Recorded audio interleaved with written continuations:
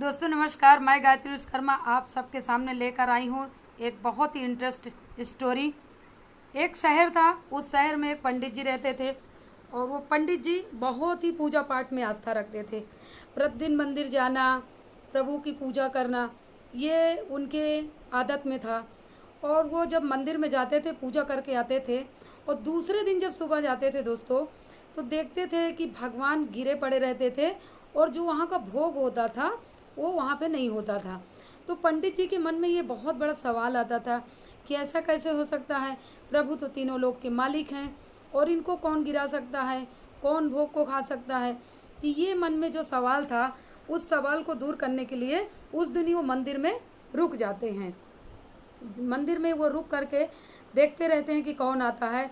और फाइनली जब काफ़ी रात हो जाती है तो एक मोटा सा चूहा आता है और वो जाता है, सीधे प्रभु के ऊपर चढ़ता है और वहाँ पर बैठ के भोग को खाता है और प्रभु जी को गिरा के चल देता है।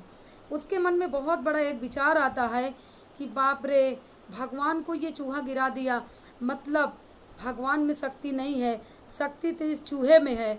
इसका मतलब मुझे जो पूजा है ये प्रभु की नहीं करनी चाहिए, मुझे पूजा करनी चाहिए इस चूहे की।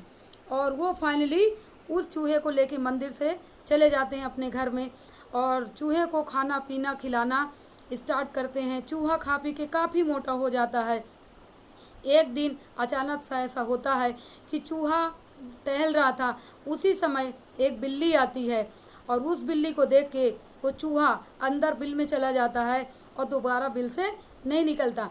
पंडित जी ये देख कर बहुत हैरान होते हैं, ऐसा कैसे हो सकता है, जो चूहा भगवान को गिरा सकता है वो एक बिल्ली से डरता है।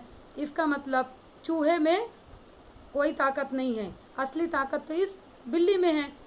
वो बिल्ली की उस दिन से सेवा करना स्टार्ट कर देते हैं, सेवा करते हैं, पूजा पाठ करते हैं, काफ़ी खिलाना पिलाना व्यवस्था देखना, यह सिलसिला दोस्तों चलते रहता है।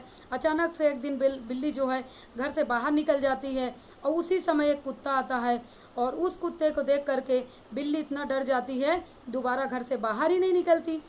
अब पंडित जी ने इस दृश्य को देखा तो उनके मन में फिर एक प्रश्न आता है कि यार, ये तो चूहे को भी डरा सकती है, अब यहाँ पर खुद ही कुत्ते को देख के डर रही है। इसका मतलब बिल्ली में कोई ताकत नहीं है, असली ताकत जो है वो उस कुत्ते में है। और वो उस दिन उस बिल्ली को साइड करके और उस कुत्ते का व्यवस्था करना शुरू कर देते हैं, नहलाना धुलाना खिलाना पिलाना, काफ़ी देखभाल करते थे। अब कुत्ता जो है खा पी के मोटा हो गया। एक दिन ऐसा अचानक काम पड़ता है तो पंडित जी घर से बाहर चले जाते हैं और घर से जब बाहर जाते हैं तो उनकी जो मैडम थी वो खाना बनाई हुई थी और उसी वक्त वो कुत्ता जो है किचन में जाता है और खाने को जूठा कर देता है। जब उन्होंने देखा कि इस कुत्ते ने खाना को जूठा कर दिया तो एक बड़ा सा डंडा लेती हैं और कुत्ते की बहुत पिटाई करती हैं और उसी वक्त पंडित जी वहाँ पे आ जाते हैं। पंडित जी ने देखा कि बाप रे बाप, मेरी पत्नी में तो बहुत बड़ा ताकत है, ये तो इस कुत्ते को भी मार सकती हैं। मतलब मैं फालतू इस कुत्ते के पीछे परेशान था, मुझे तो अपने पत्नी की सेवा करना चाहिए और इनकी पूजा करना चाहिए। और उस दिन से वो फाइनली उस कुत्ते को छोड़ के अपनी वाइफ की सेवा में लग गए, पूजा पाठ में लग गए, व्यवस्था में लग गए। अब पत्नी जी को बढ़िया बैठा देते थे, नहलाना धुलाना खिलाना पिलाना पूरी व्यवस्था देख रहे थे। एक दिन पंडित जी किसी काम से बाहर गए हुए थे, उनको आने में काफ़ी रात हो गई और काफ़ी रात हो गई तो पंडिताइन जी जो थी वो खाना पीना नहीं बनाई, आराम से टीवी देखते हुए लेटी हुई थी। उसी वक्त पंडित जी का आगमन होता है और पंडित जी को बहुत ज़ोरों से भूख लगी थी और उन्होंने पूछा कि कुछ खाना बनाया आपने। तो उनका जो जवाब था दोस्तों, उन्होंने कहा नहीं, मैं आपका इंतज़ार कर रही थी कि आप आओगे तो बनाओगे। अब पंडित जी को काफ़ी भूख भी लगी थी और ये जवाब सुन कर के पंडित जी को काफ़ी गुस्सा आया। उसी वक्त उन्होंने एक डंडा उठाया और अपनी पत्नी की बहुत पिटाई की दोस्तों।